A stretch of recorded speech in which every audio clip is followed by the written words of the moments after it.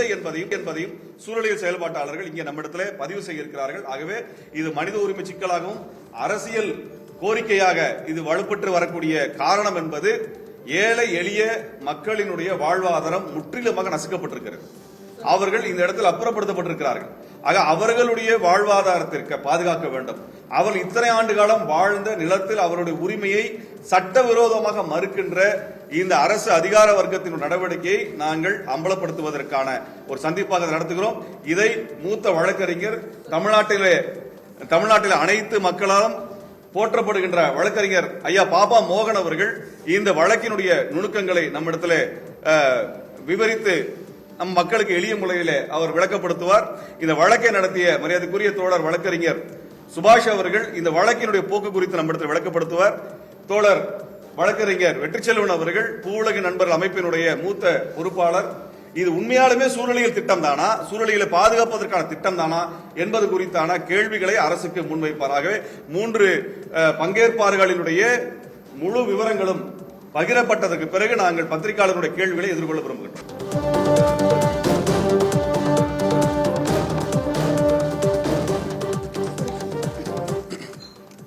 அனைவருக்கும் வணக்கம். நேற்று அனகாபத்தில் நடந்திருக்கக்கூடிய சம்பவம் என்பது தமிழ்நாட்டில் இருக்கக்கூடிய மாணவர்களையும் இன்றைக்கு பார்க்க வைத்திருக்கிறது. நீர்நிலையில் இருக்கக்கூடிய ஆக்கிரமிப்பை அகற்றி வருவதில் எந்த விதமான மாற்று கருத்து கொள்ள முடியாது. ஏற்கனவே தமிழ்நாட்டில் சென்னை உயர்நீதிமன்றம் 2005ஆம் ஆண்டு Christian versus state of Tamil Nadu என்ற வழக்கிலே தான் நீர்நிலைகள் என்பவை இயற்கைக்கான ஒரு பாதுகாப்பானவை. ஆகவே நீர்நிலைகள் நீர் வழிப்பாதைகளை பொறுத்தவரையிலும் அவைகள் பட்டா கொடுக்கப்பட்டாலும் கூட அவைகளை ரத்து செய்துவிட்டு அப்படி பட்டா கொடுத்தவர்கள் மீது நடவடிக்கை எடுக்க வேண்டும் உத்தரவெல்லாம் போட்டார்கள். இன்றைக்கு அதற்கு பின்னால் இன்றைக்கு நம்ம சென்னை உயர்நீதிமன்றத்தில் ஆகட்டும் உச்சநீதிமன்றம் ஆகட்டும் ஏகப்பட்ட தீர்ப்பை கொடுத்திருக்கிறார்கள். இங்கே அடையாறு ஆற்றை பொறுத்தவரையிலும் அதை மறு சீரமைப்பு கொண்டு வர வேண்டும் என்கிற வகையில ஒரு திட்டத்தை கொண்டு வந்து அதற்காக ஒரு 747 கோடி ரூபாய் 47 கிலோமீட்டருக்காக இருக்கக்கூடிய வழிகளில ஆக்கிரமிப்பை அகற்ற வேண்டும் என்று சொல்லக்கூடிய பொதுவான திட்டத்தை போட்டுவிட்டு அதை நடைமுறைப்படுத்துகிற போது ஏற்பட்டிருக்கிற சிக்கல் தான் உண்டு. ஏற்கனவே திருமுருகன் காந்தி சொன்னதை போல ஒரு ஆறு என்று சொன்னால் ஆற்றினுடைய அகலம் என்ன என்பதை பற்றி ஏற்கனவே நமக்கு வரைபடம் புலவரம் ஒன்று இருக்க வேண்டும். அதே போல ஆற்றை ஒற்றி இருக்கக்கூடிய கரைப்பகுதி பொதுவாக ஆற்று புறம்போக்கு, வாரி புறம்போக்கு, பள்ள புறம்போக்கு, சாலை புறம்போக்கு இவை போன்றக்கூடிய ஆற்றை ஒற்றி வாரி ஒற்றக்கூடிய அந்த புறம்போக்கை பொறுத்தவரையிலும் யாருக்கும் பட்டா கொடுக்க மாட்டார்கள். இது பொதுவாக இருக்கக்கூடிய நிலைமை. Tamil Nadu survey and boundaries act 1923 பிரகாரம் ஒரு இடத்தை அளவு செய்வது என்று சொன்னால் அது பிரிவு 9 கீழ் எப்பொழுதுமே சம்பந்தப்பட்டிருக்கிறவர்களுக்கு அறிவிப்பு கொடுத்து விட்டு தான் அந்த அளவை செய்ய முடியும். எப்பொழுதுமே அப்படி செய்து ஆட்சேபனை கேட்டுவிட்டு அதற்கு பின்புதான் இறுதிப்படுத்தி அரசாணை வெளியிட வேண்டும். இவைகளெல்லாம் இருக்கிற நடைமுறை.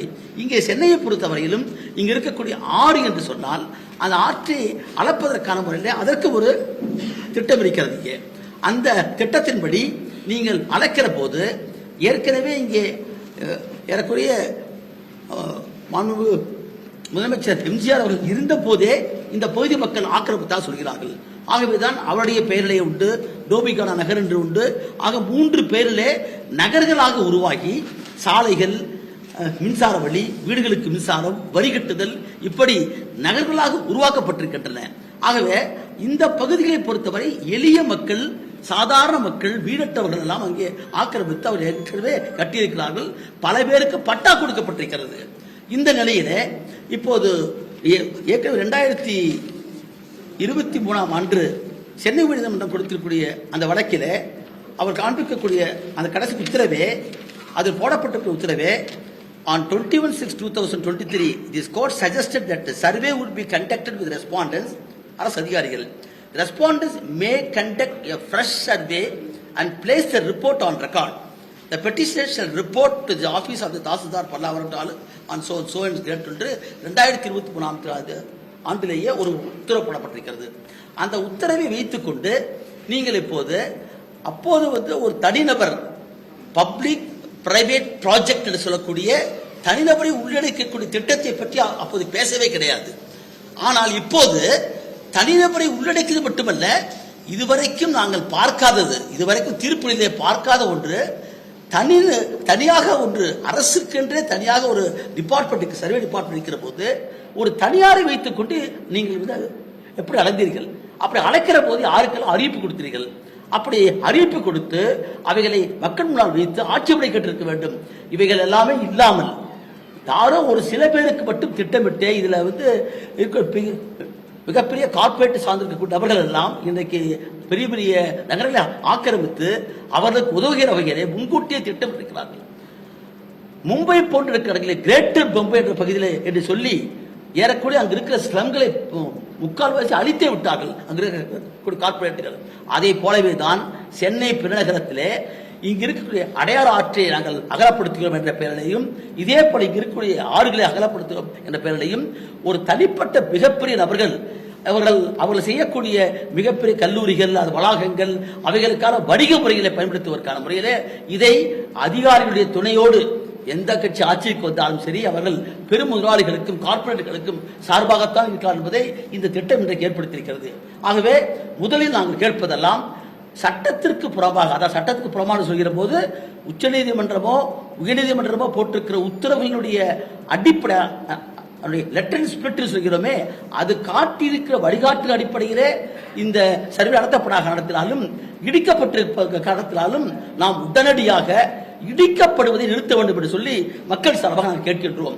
அடுத்தபடியாக நீதிமன்றத்தின் கண்காணிப்பிலே இதற்குரிய சுற்றுப்புற சொல்லாளர்கள், மனித உரிமை போராளிகள், அங்கிருக்க மக்கள் மற்றும் அதிகாரத்தை சேர்த்து வைத்து ஒரு குழுவை போட்டு நீதிமன்றத்தின் கண்காணிப்பில் எது அடையாறு ஆறு என்பது ஆற்றின் கரை இந்த அளவுக்கு இருக்கிறது, எப்படி ஒரு பக்கத்தில் இருக்கக்கூடிய மிகப்பெரிய வளாகங்களுக்கு பட்டா கொடுக்கப்பட்டிருக்கிறது, மறுபக்கத்திலே பட்டா வாங்கியிருக்கிற எளிய மக்களுடைய வீடுகள் இடிக்கப்படுகின்றன. நேற்று அப்படி இடிக்கப்படுகிற போது ஆணையர் கூறுகிறார், உங்களுக்கு பட்டா இருக்கிறது உண்மைதான், நாங்கள் உத்தரப்படி இடிக்கின்றோம், நீங்கள் போய் கோர்ட்டில் பார்த்துக்கணும் சொல்கிறார். இதே வாதம் ஏன் பக்கத்தில் கொடுக்கப்பட்டிருக்கிற பட்டாதாரர் வரவில்லை, மிகப்பெரிய ஆற்றில் வரவில்லை? ஆகவே ஒரு டிஸ்கிரிமினேஷன், ஒரு பாரபட்சம் என்று ஒன்று இருக்கிறது. நம்ம எல்லாமே இன்றைக்கு மக்களுக்காகத்தான், அடிப்படை மக்களுக்கு வீடு கொடுப்பது என்பது அரசின் கடமை. அது அந்த அடிப்படையிலே மக்கள் அப்படி ஆக்கிரமிப்பில் தான் கூட அவர்கள் மறுகுடியிருப்பு செய்வதற்கான முறையிலே திட்டம் போட்டு அவர்கள் செய்ய வேண்டும். ஒரு திட்டத்தை அறிவித்திருக்கிறார்கள், ஆனால் முறையானபடி அறிவிக்கவில்லை. ஆகவே அடையாறு என்பது அந்த ஆற்றினுடைய கரை, இரு கரைகள், அது மட்டுமல்ல ஆற்றின் கரையோரம் வாழக்கூடிய மக்கள், இந்த ரெண்டையும் முறைப்படி அளக்காமல், அளந்து அதற்கான முறையில் செயல்படாமல், ஒரு திட்டம் செய்யாமல் இடிக்கக்கூடிய செயலை நிறுத்த வேண்டும். இல்லை என்று சொன்னால் தமிழ்நாடு, இந்தியா முழுக்க நாங்கள் பார்க்கின்றோம், அங்கங்கே இருக்கக்கூடிய பல இடங்களிலே இது போன திட்டங்களை எல்லாம் வைத்துக் கொண்டு எளிய மக்களை அங்கிருந்து அப்புறப்படுத்தி விட்டு அதற்கு பின்னால் பெரு நிறுவனங்கள், வணிக வளாகங்கள், கார்பரேட்டுகள் தான் அதை ஆக்கிரமிக்கிறார்கள். ஆகவே இது மக்களுக்கு எதிரான என்ற முறையில் நாம் இன்றைக்கு முதலமைச்சர் அவர்களுக்கு பார்த்து கேட்டுக்கொள்வோம். மக்களுடைய குறைகள் நீங்கள் சென்று கேட்கிறீர்கள், சென்னை நகரத்தில் இருக்கக்கூடிய இந்த குறையையும் நீங்கள் வந்து கேட்க வேண்டும். ஊட்டிக்கு போய் அங்கு மக்களை பார்க்கிறீர்கள், நாங்கள் பாராட்டுகிறோம். நரிக்குறவை போய் பாராட்டுகிறோம். இந்த நகரத்துக்குள்ளே 40 ஆண்டுகளுக்கு பிறகு வாழ்ந்து கொண்டிருக்கிற எளிய மக்கள் கட்டியிருக்கிற வீடுகள் மற்றும் இருக்கிறது. இவைகளை எல்லாம் இங்க இருக்கக்கூடிய எதிர்க்கட்சிகள் மற்றும் இருக்கக்கூடிய முக்கியமான சுற்றுப்புற சூழல்கள் எல்லாம் வைத்துக் கொண்டு வந்து உடனடியாக இடிப்பதை நிறுத்த வேண்டும். அடுத்தபடியாக அவர்கள் கொண்டிருக்கக்கூடிய தனியார் சர்வே என்பது ஏற்றுக்கொள்ள முடியாதது. சட்டத்தில் அப்படி ஒரு இடமே கிடையாது, அப்படி ஒரு நோட்டிபிகேஷனோ ரூல்ஸ் அண்ட் ஃபேஷன் கிடையாது. ஒரு சட்டம் என்று ஒன்று சொன்னால் சட்டத்துக்கு ஒரு விதிமுறை உண்டு. ஆகவே அப்படி ஒரு விதிமுறையே இல்லாத ஒரு சர்வே கொண்டு வந்து எப்படி நீங்கள் போட முடியும்? அது மட்டுமல்ல, இதற்கு முன்பாக தனிநபர் குழு